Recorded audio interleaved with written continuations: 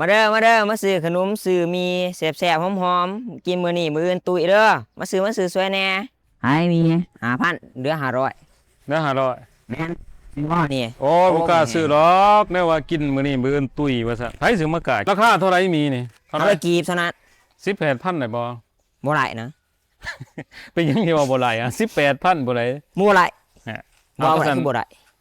17,000 ก็บ่ได้อีก 15บ่ได้ เอามีเงิน 10,000นี่มา บ่ได้บ่ได้ ซื้อน้ำเบิดนี่เอา บ่ขายได้ซะบ่ ใช้ ได้ ได้เงิน 10,000 บ่ได้คือบ่ได้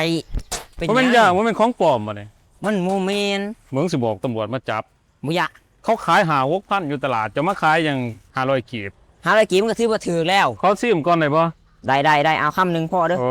เบิ่งแซ่บอยู่บ่ได้อืมอืม แซ่บบ่ได้เอาคำบ่แซ่บนี่แซ่บแท้ตะวัง ฮะแซ่บแท้มีหลักฐานอยู่บ่ล่ะ นี่ ใช้ได้หลักฐาน ตึกเบิ่งคุก โอ้ยหามื้อ กินมีทุกมื้อ จนตุ้ยบ่นี่ ก็แม่นสิยะยังนี่ซ้ำนี่ โอ้ เอ๊ะ หามื้อ เอ๊ะ โคตร เอ๊ะเอ๊ะเอ๊ะ บ่ซื้อหรอกบ่แนวนี่เดี๋ยวสิไปเอารถก่อนรถอยู่ไสเด้อ รู้จักอยู่เฮือนไป โอ้ ไปไหน